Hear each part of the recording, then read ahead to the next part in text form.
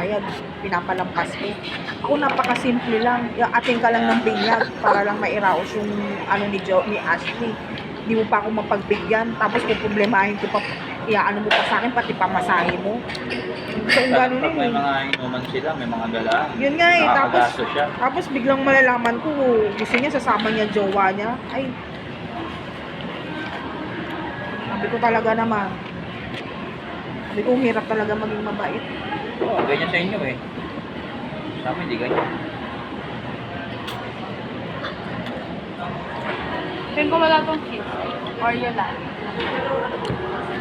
Pero wag niya kagatin mo ng ano, tapos sa'yo mo Wala Hindi yun. pa nalutuin eh. No? Pabili na ako ng Jollibee, wala pa rin. Ay, ang dami mo order. Bagay. Na yung special mo, iba-ibang putahe. Yung seafood mo. Kaso yung iba, hindi ko naman kinakain yung mga kalam. Masaya na yun ha. Okay ako. Hindi ko kumakain yung mga shell-shell na yun. Ayun si Ashley. Kaya nga. Ako. I really like that. Yung mga sinasabi ko, yung mga kalam-kalam nga ng ganyan. Nakautang nga lang yun sa akin ng ano. Yung muscles? Naging 35 nga yung utang niya. Sabi ko sis, napakalaki na niya ang ano mo, napakalaki na niya ang utang mo. Binara ko pa nga, sabi niya, huwag daw ako mag-alala kasi nga wala nang pasok si Jen.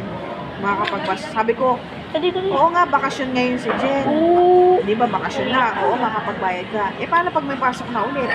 Sabi ko, di ka magbabayad. Hindi sis, magbabayad ako kasi natatapos na raw siya dun sa mga iba niyang utang. Dahil pa niya, may iba pa siyang utang. Kasi nga, almost 3 months siyang nawalan ng trabaho. Yun na nga, 3 months lang eh. Kaya gusto ko nga sanang Mabot ng sabihin. ganong kalaki. Ayan sabihin. Yun kasi sinasabi ko sa inyo, matuto kasi kayong magtabi ng pera. Kayong basta gastos ng gastos. Para pag in time na may mga emergency ka ako, may madudukot ka. Hindi ko na lang sinabi. Kasi baka sumama naman ang loob. That's my sister said.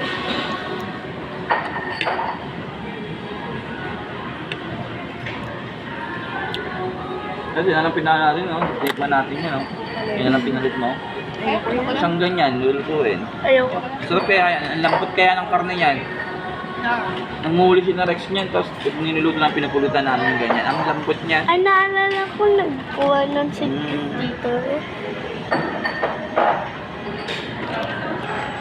Grabe, ang laki. Gusto ko sana hawakan pero nalibig.